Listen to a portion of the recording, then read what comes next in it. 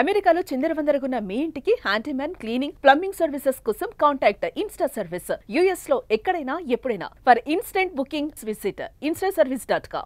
అమెరికాలో ఘోర ప్రమాదం, పర్వతారోహణలో అపశృతి. నార్త్ ఎర్లీ వింటర్స్ పిఎస్ ప్రాంతంలో ఘటన, ప్రమాదంలో 3 మృతి. భారత సంతతి టెకీ దుర్మరణం.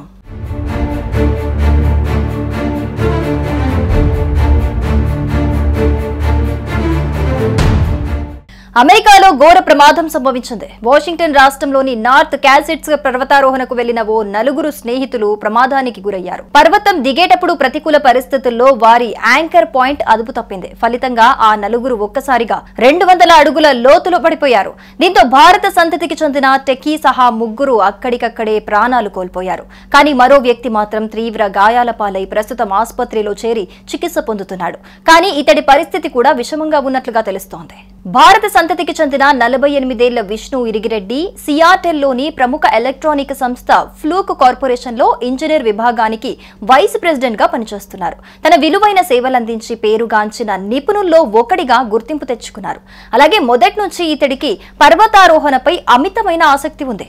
అనేక సార్లు స్నేహితులతో పర్వతారోహణకు అనేక ప్రాంతాలకు వెళ్లేవాడు. సియాటెల్లోనే కుటుంబంతో కలిసి జీవిస్తున్న ఈయన ఎప్పట్లాగే గురువారం రోజు ఉదయం తన మరో 3 స్నేహితులైన 63 ఏళ్ల టిమ్ న్యూగెన్, 36 సంవత్సరాల అలెగ్జాండర్ మార్టినేకో, 38 ఏళ్ల ఆంటోన్ సెలీక్ కలిసి పర్వతారోహణ కోసం బయలుదేరారు. నార్త్ ఎర్లీ వింటర్స్ పిఎస్ ప్రాంతానికి చేరుకున్నారు.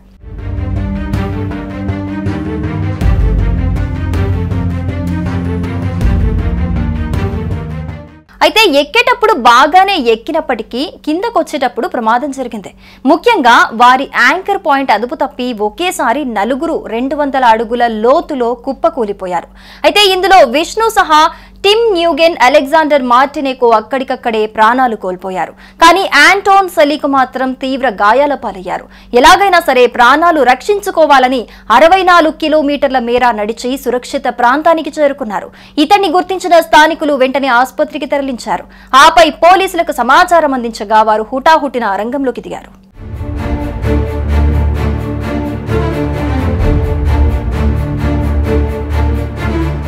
అప్పుడే ఆంటోన్ సెలీక్ జరిగిన ప్రమాదం గురించి వివరించి తన 3 స్నేహితులు చనిపోయినట్లుగా వెల్లడించారు.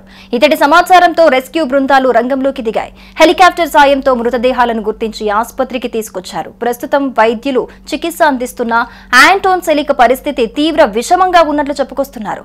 అంతర్గతంగా రక్తస్రావమైందని, మెదడు కూడా గాయాలయ్యాయని వివరించారు. ఇక మరోవైపు విష్ణు మృతి విషయం తెలుసుకున్న అక్కడి కుటుంబ సభ్యులు కన్నీరు మున్నీరవుతున్నారు. చాలా బాగా పర్వతారోహణ చేసే ఆయన అక్కడే ప్రమాదానికి గురై చనిపోవటాన్ని ఏమాత్రం జీర్ణించుకోలేకపోతున్నారు.